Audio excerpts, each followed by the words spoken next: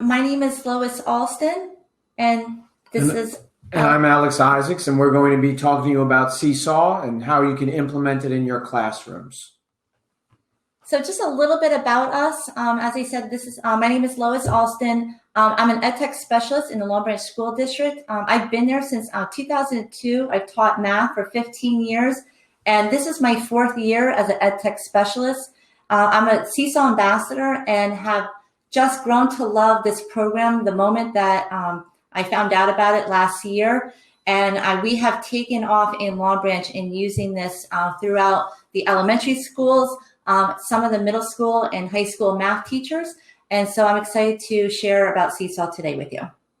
And me looking very excited to be here today. I'm Alex Isaacs. I'm an 8th grade math teacher in the Red Bank School District. I've taught ELA, math, and STEM for 6 years, and I'm also a Seesaw ambassador. Me personally, I'm trying to inspire children to want to do 8th grade math by using Seesaw. The level of personalization, the level of adaptability to what they need, it's provided me great feedback throughout the year, and I've really enjoyed transforming very bland activities into more robust material for them utilizing this platform. So we're going to start with just some session objectives for today. We're going to provide an overview of the Seesaw platform. We're going to explain how Seesaw can be used in remote and in-person settings. We're going to show you how to create and assign personalized learning activities. And then we're going to bridge learning gaps by implementing scaffolds, show you how to showcase student work from elementary to middle school and high school. And lastly, we're going to show you how to connect parents and guardians with the Seesaw Family app. So I want to show you off right here what is Seesaw. And just as a quick video, what Seesaw is. Brian, if you can cue this up, that'd be wonderful.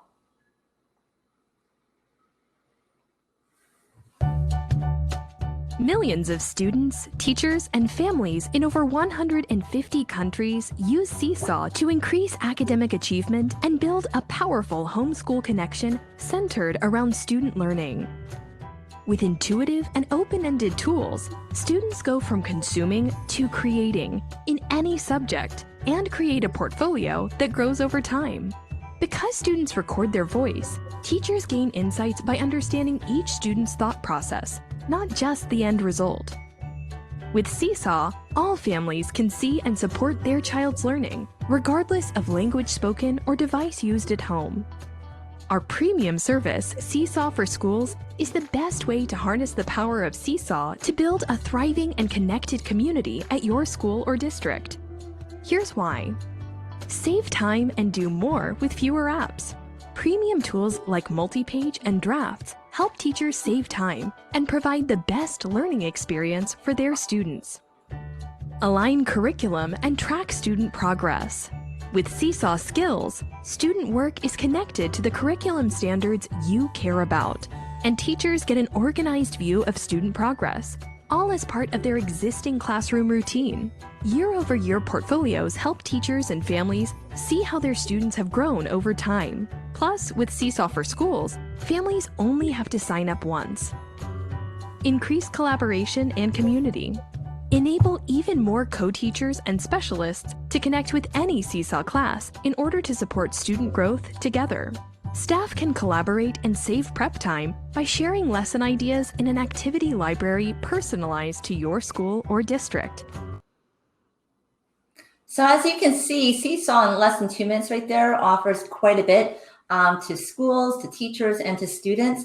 One of the things that Alex and I both love about Seesaw in both of our school districts, we have a big bilingual department, and teachers in all schools, whether it's special ed, bilingual, all general ed classes, they love this because it allows students to be creative. It allows them to use their voice, which we will show you with the microphone.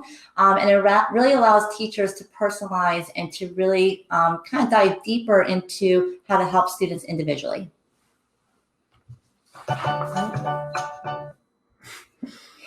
Of course. Okay.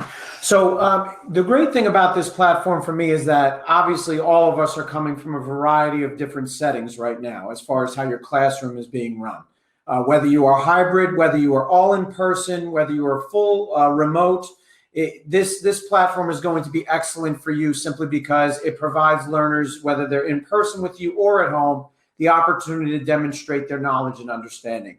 Me personally this year, I've not only used it as station work, but I've also used it for projects. I've used it for SEL reflection type of activities. And I've also used it where we're trying to get some more in-depth projects going where students are being asked to do multiple steps. They receive instructions, and then they are then best able to represent their knowledge and understanding in a way that they choose. So that's the really big thing for me. In my classroom, I really believe in student choice. I think it's important for them to feel like they have that voice. And with Seesaw, they're clearly able to get in there and personalize whatever they're working on. So I really want to impress upon each of you that for either independent, group work, SEL, ELL, any type of schedule that you're dealing with, this is really the platform for you that'll help your classroom take off. So one of the things that we want to talk about that is a huge part of Seesaw is the personalized learning part. This slide right here is more of a focus on students and how they can personalize their learning. As you can see on the left side, Seesaw offers a ton of different tools for students to showcase their work. They can use the text box to label. They can use the microphone to explain their work, and that way you can listen to their understanding. They have an option to use the camera where they can upload a picture, take a picture, get a photo from Google to make a connection to their work. They can add shapes and backgrounds. They can also use a caption at the very bottom to use their voice over text.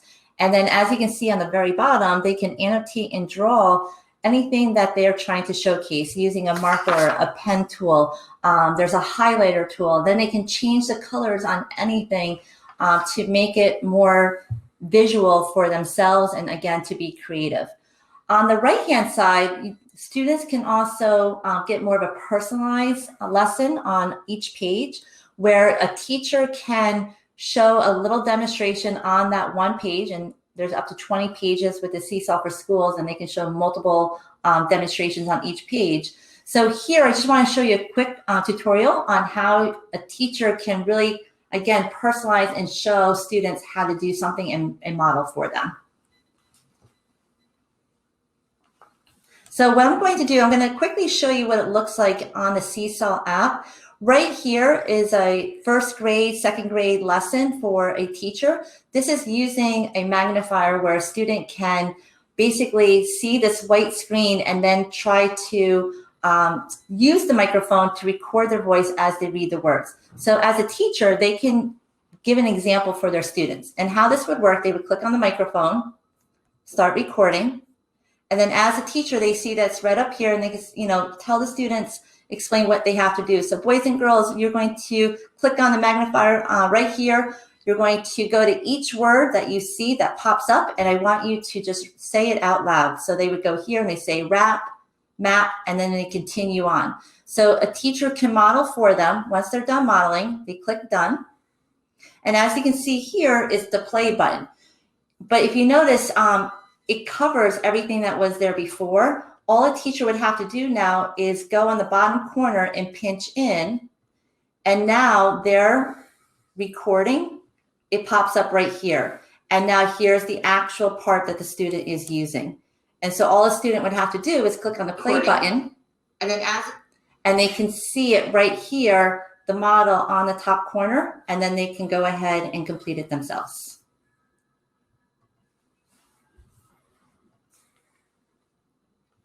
All right, so let's start talking about scaffolding for our students. I mean, I know me personally, I have students that as a result of the environment that they've been learning in for over a year now, we do have some of them a little bit below grade level as far as their math levels. So for me, my ability to provide them support, whether I'm in class or if they're just at home or any other scenario that you can come up with, I really enjoy the fact that on Seesaw, instructions are available in multiple different areas for them, and they can be introduced to students in a variety of different ways. So on the left side, that's just a simple GIF that I created that for a activity that actually Lois implemented in her district, it actually described and showed the students what they were expected to do. They were expected to remove one box from each row by using the eraser tool, and then they were being asked to write a story about that relationship between character 1, character 2 in feelings. If you look at the right side of this screen, you'll see an example of a middle school math Seesaw task that I created.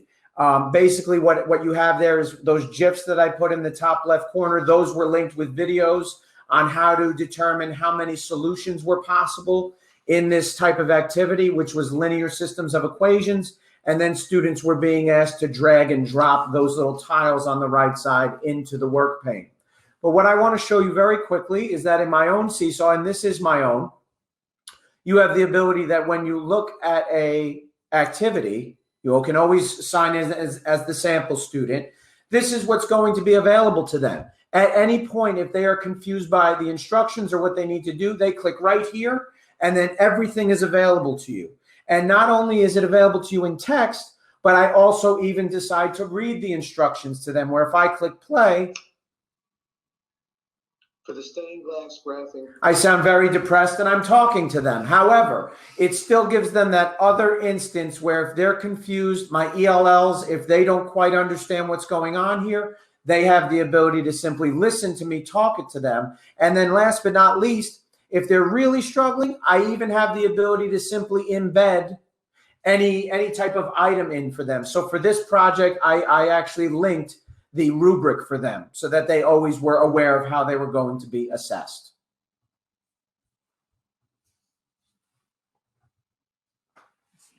So I'm also going to talk about video tutorials. I would have to say that as far as I go this year, the biggest game changer for me is this right here. So I'm going to go right back into that Seesaw that I showed you. And we're going to give you an example of just how easy it is for students to access resources if they need it.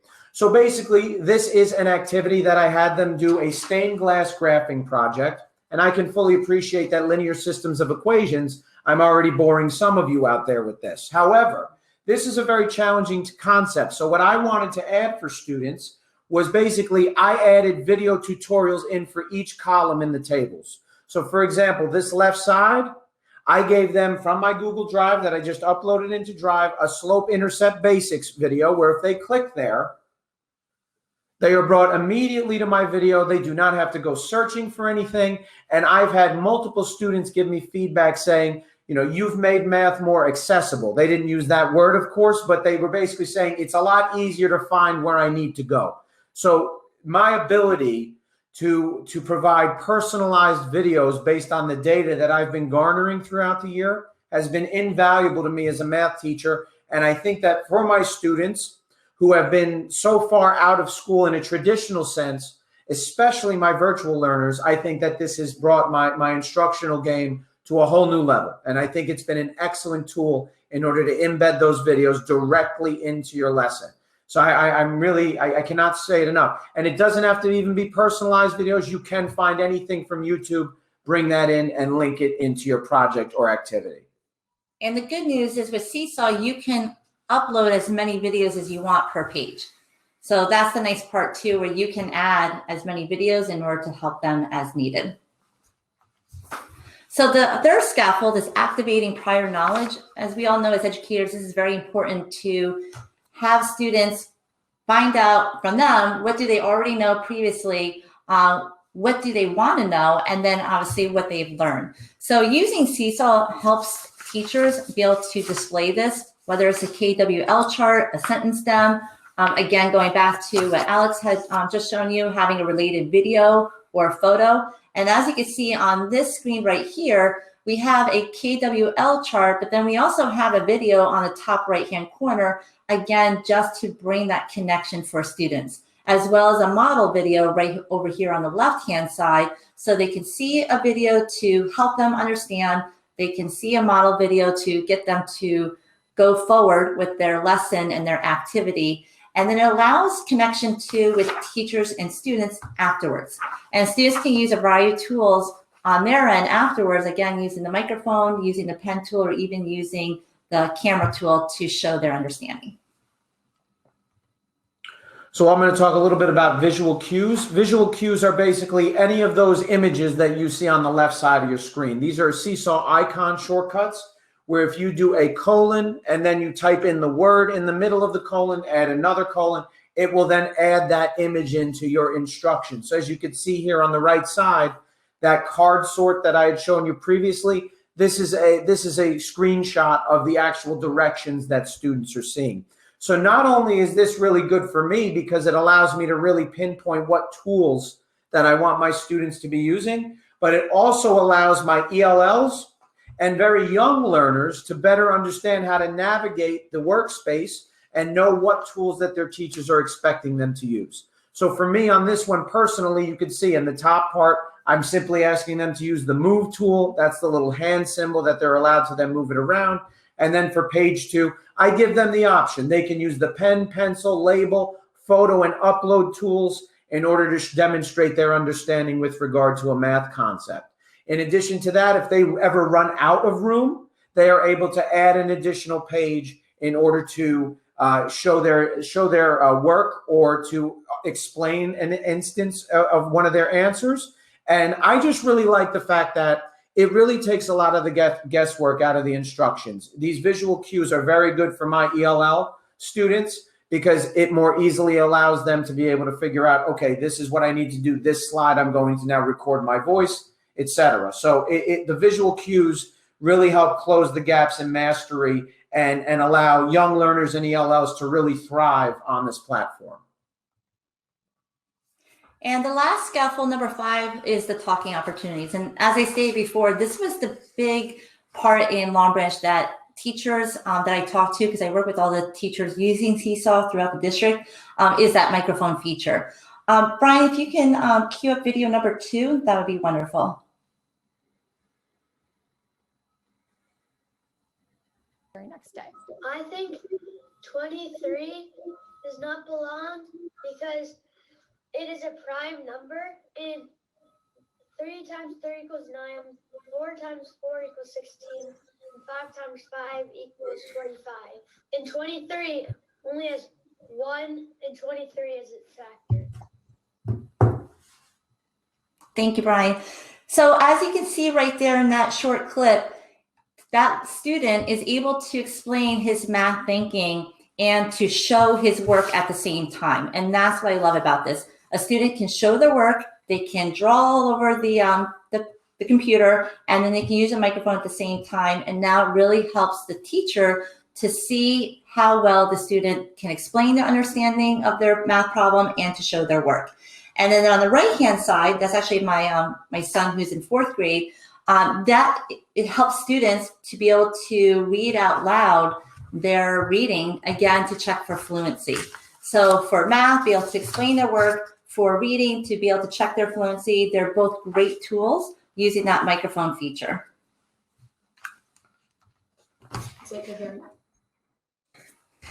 So the next part here is about differentiating the tasks. I talked about how students can personalize. This is where teachers can personalize learning for their students. And I know that's a big part in education, where we have all this data on our students and trying to figure out, okay, I can't give maybe an assignment to my whole class because maybe it's too easy for some students or too hard for others. So you can obviously give an activity in Seesaw for everybody, but if you know you have certain students that are struggling in a certain concept, you can find an activity or make an activity and then assign it to those specific students. Same thing for reading. If you're using RazKids A to Z or any other program where you can download a story and then upload it into Seesaw, again, you can personalize it and differentiate by giving it to those students. And again, you can have their voice be heard, and so you can check for fluency. So for me this year, I felt like it was really going to be crucial for me to have good communication with my families. There is a Seesaw Family app that coincides with the Seesaw app. It translates into over 55 languages. It allows parents and guardians to see exactly what their children are posting or not posting. So basically, this screenshot here is a screenshot of one of my messages to my students. I include a rundown, which is the Google Drive link at the bottom. And then this was my virtual classroom for February, where I just wanted to have all the parents, all the students, and myself on the same page, making sure that they were aware this is going to be the landing space for the week. So I've really found that it's been excellent as far as just a back and forth conversation type tool. I post daily messages on there for them so that students and parents alike are well informed. And any feedback that you provide students, which can be done via voice or text or with likes or with emojis, all of those things are able to be seen by the parent and guardian. So I've had a great deal of excellent feedback using this platform this year. And I really look forward to, when we get back to some real normalcy in school, really seeing what can be done with regard to messaging and keeping in touch, and then maybe even starting something like a virtual blog or some type of web page for the students to post work. That's something that I really want to get into moving ahead. And one of the last things I want to show you right here is a resource page I created for the teachers in Long Branch. This is something that if you want to have access to, I'd be happy to share that with you. On our homepage in Long Branch, we have an EdTech site. I have all the other sites over here, but Seesaw is one of the pages. My goal here was to create like a one-stop shop for the teachers. So I have a list of tutorials, whether it's on a Google document, but then I also put it right here in order for them to have quick access so they can click on a link to a video or a link to a how-to article to help them in any of the things that they need, as well as quick link to the Seesaw tutorial YouTube videos, as well as the Twitter right here. Okay, we have 3 minutes left. And then for me, the last thing that I will leave you with, I know that St. Patty's Day is coming up on Wednesday. I found a passion for virtual Bitmoji classrooms. I've been posting these on my Seesaw page for students to use, for students to explore. So I would be happy to drop this link for anybody who would like to make a copy of this template for their virtual classroom, if you'd like as well. So I really appreciate everybody being here. I'm hopeful that you all got something out of it. We've officially reached the end of our little presentation. And if we have about a couple minutes to answer some questions, if we have any. We'd be happy to answer any questions.